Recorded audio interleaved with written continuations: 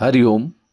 नमस्कार मित्रों, प्रणाम। जय श्री राम, जय बद्री केदार, जय हनुमान।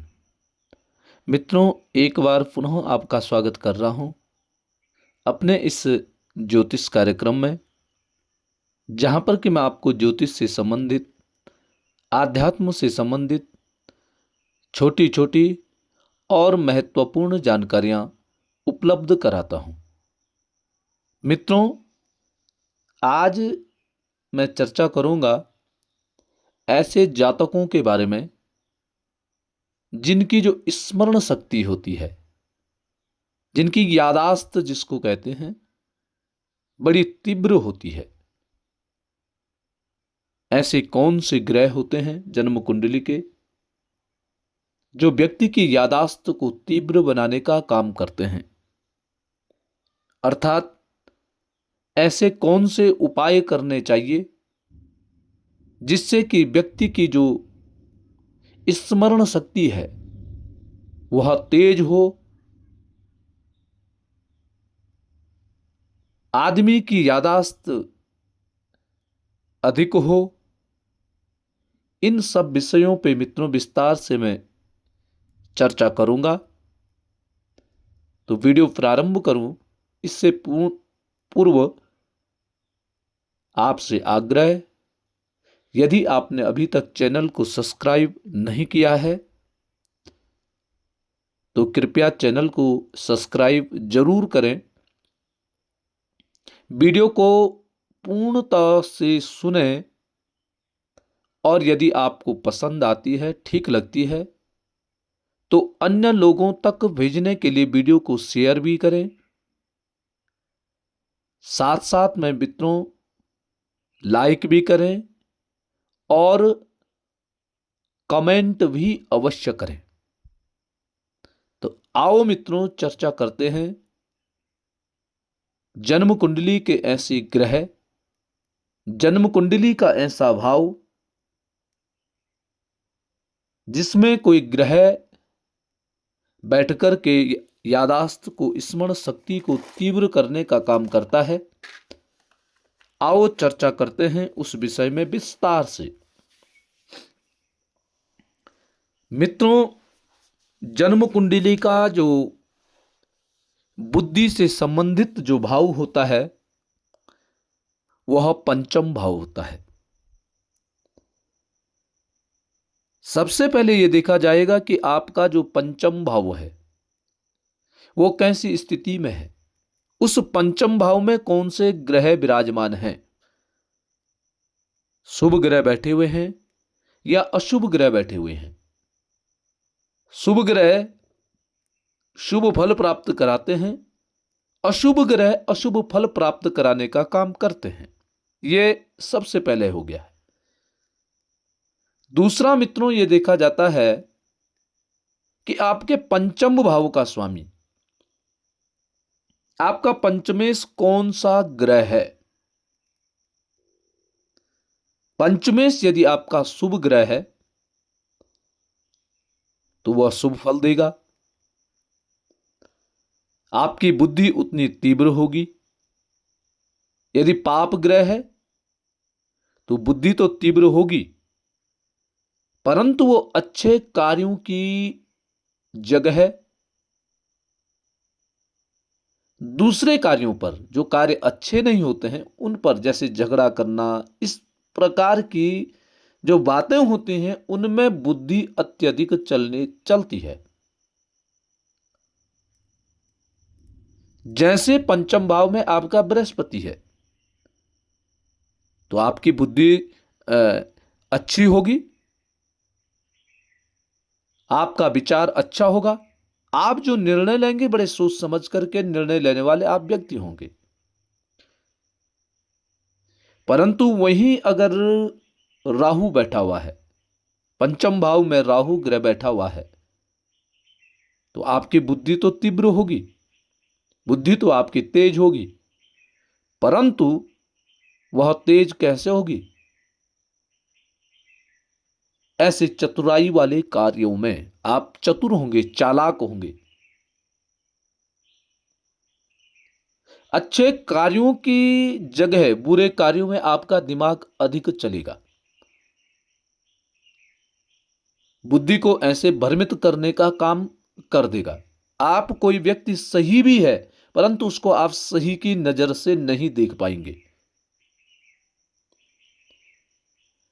अब मित्रों चर्चा करेंगे स्मरण शक्ति की। स्मरण शक्ति अत्यधिक तीव्र कब कब होती है? कई देखे होंगे आप, बिल्कुल जो बच्चे होते हैं या कोई बड़े बुजुर्ग भी होते हैं, उनका दिमाग जो है बड़ा तेज होता है। अब वो तेज दिमाग वालों के बारे में सुनिए, कैसे होता है, क्या होता है, तीव्र बुद्धि क्यों होती है। आप देखिए, आपका जो जन्म कुंडली का देवगुरु बृहस्पति ग्रह है, उस बृहस्पति ग्रह का आप निरीक्षण कीजिए। कैसे करना है उसके बारे में सुनिए। मित्रों, जन्म कुंडली में बृहस्पति ग्रह से पांचवें भाव के स्वामी पांचवें भाव में ही बैठे हुए हैं। बृहस्पति जहां पे बैठा हुआ है वहां से गिनना है, जो पांचवा स्थान आ रहा है उस पांचवें स्थान का जो स्वामी है, यदि वो पांचवें में ही भाव में बैठा हुआ है, वहीं पे ही बैठा हुआ है, या नवम भाव में बैठा हुआ है। अब कैसे? जैसे आपका बृहस्पति बैठ रखा है लगन में, लगन से पंचम भाव हो गया कौन सा? पंचम भाव। पांचवा भाव यदि पहले भाव में बृहस्पति ग्रह बैठ रखा है तो उसका पंचम भाव हो गया पांचवा भाव।